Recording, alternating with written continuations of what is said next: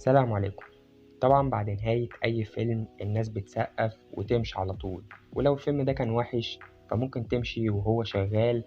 أما بقى بالنسبة لأفلام السوبر هيرو فلازم تفضل قاعد للآخر عشان البوست كريدت سين، وده المشهد اللي بيجي بعد النهاية بحيث إن هو بيمهد للأعمال اللي جاية. وطبعا الكل بيكون متحمس جدا عشان يعرف إيه اللي هيحصل قدام. وحقيقي أحسن ناس بتعمل الحركة دي هما مارفل عامة صايعة جدا، وبتعرف تشد الناس ناحيتها بعد كل فيلم، وبتخليك عايز تشوف أفلام أكتر عندهم. ودي واحدة من أهم أسباب نجاح العالم السينمائي بتاعهم. أما بالنسبة لدي سي فالوضع مختلف شوية. دي سي أي نعم بتعمل مشاهد بوست كريدت سين جامدة جدا، ولكن مفيش حاجة بتحصل والأعمال دي بتتلغي. وده اللي جايين نتكلم عليه النهاردة. بس قبل ما نبدأ اتأكد إن أنت مشترك في القناة ومفعل جرس التنبيهات عشان يوصلك كل جديدنا. طبعا ما تنساش اللايك الجميل عشان ده فعلا بيساعد. معكم محمد وليد، ويلا بينا نشوف مع بعض مشاهد بوست كريدت سين ملهاش لازمة.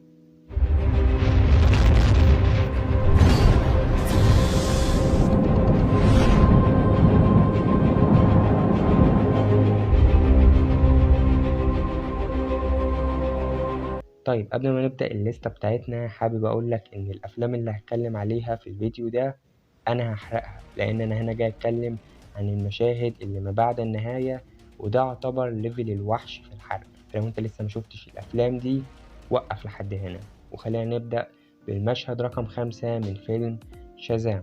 طبعا كلنا شفنا مشهد ظهور سوبرمان الحزين ده، ولكن في الحقيقة أنا جاي أتكلم عن مشهد دكتور سافانا والدودة دي، واللي اسمه في الكوميكس مستر مايند، وده المفروض كان الفيلم بتاع الجزء التاني.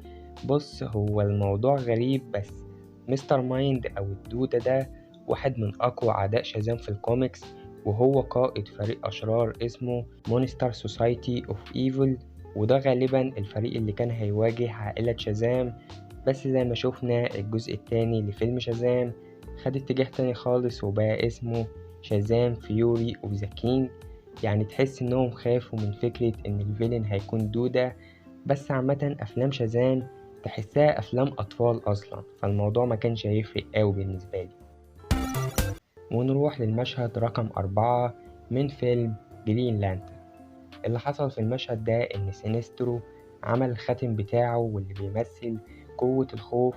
وطبعا اللي بيحصل بعد كده إن سينسترو المفروض هينقلب على الحراس، واللي هيقف قدامه هال جوردن. وطبعا دي تعتبر واحدة من أهم اللحظات في تاريخ جرين لانتر، واللي بعدها على طول بنشوف ملحمة. ولكن الفيلم فشل والملحمة دي اتكنسلت، ومن ساعتها دي سي ركنة جرين لانتر على جنب.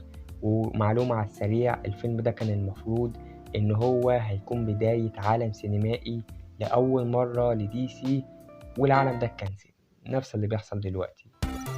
وبالنسبة للمشهد رقم 3 و2 فهما في الحقيقة مشهد واحد من نفس الفيلم ولكن نسخة مختلفة. وأنا هنا بتكلم عن فيلم جاستس ليج، وأول مشهد كان في النسخة المزرية بتاعة 2017، واللي فيها ديستروك كان رايح لليكس لوثر عشان يكونوا فريق ليجندز اوف دوم. طبعا الجمهور ما كانش مهتم بحاجة زي كده ساعتها، لأن الجمهور كان عايز يشوف نسخة السنايدر كات.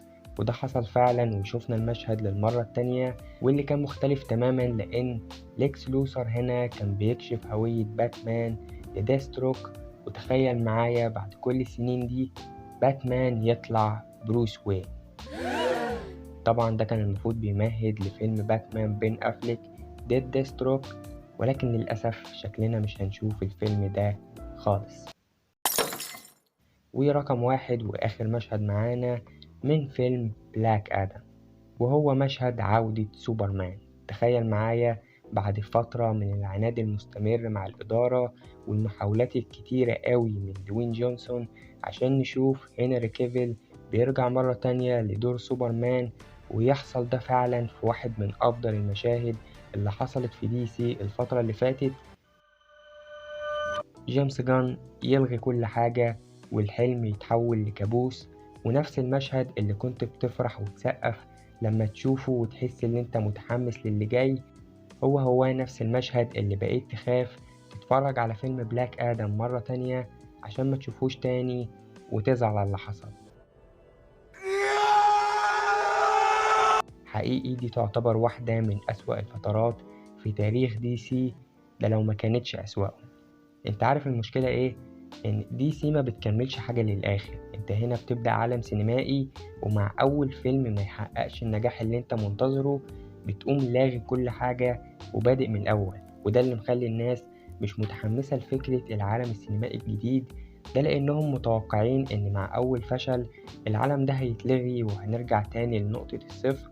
يعني تخيل معايا عالم مارفل كان اتكنسل من بعد مثلا فيلم ايرون مان 2 او ذا انكريبل هالك، او حتى افلام ثور اللي في الاول.